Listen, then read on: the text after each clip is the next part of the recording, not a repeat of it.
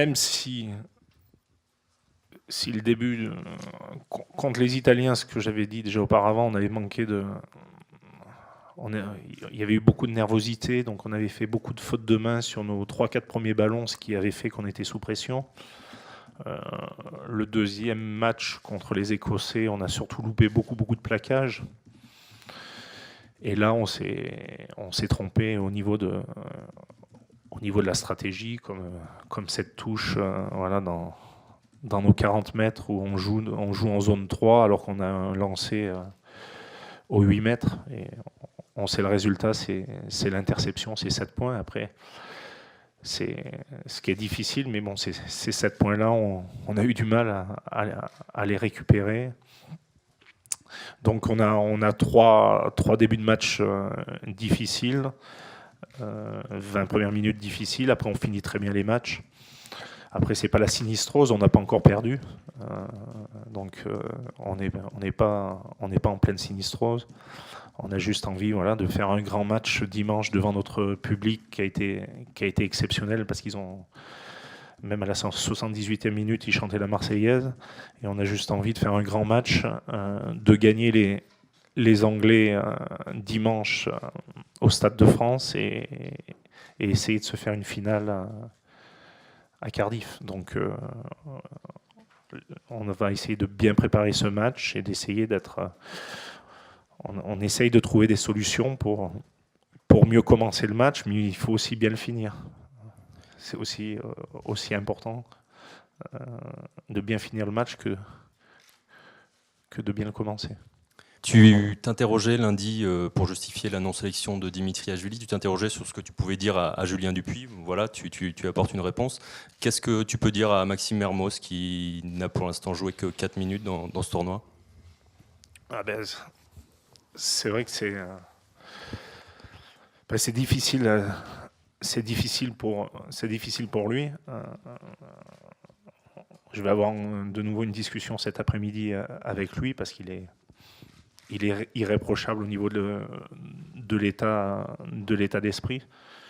Mais c'est vrai que quand on a pris comme parti de lancer Wesley Fofana. Wesley est un jeune, il a encore énormément de progrès à faire sur sa communication, sur tout ce qui est préaction, tout ce qui est qualité de passe. Et donc, en faisant jouer Wesley, c'est important qu'il ait à côté de lui quelqu'un qui communique énormément, qui lui parle beaucoup, qui le guide, tant offensivement que défensivement. Après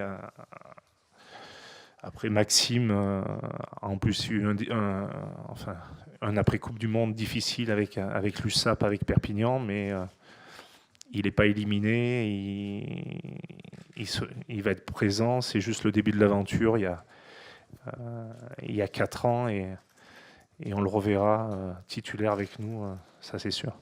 Dans tes propos, on a l'impression, tu as parlé d'hésitation au centre, on a l'impression que le plus menacé c'était plus Fofana que Rougerie en fait. Que si tu avais dû tenter quelque chose, c'était plutôt de refaire la finale de la Coupe du Monde avec Mermoz Rougerie. Oui, pourquoi ? Parce que les Anglais prennent en permanence le milieu du terrain. 80% de leur lancement de jeu, c'est le centre du terrain, c'est le milieu du terrain.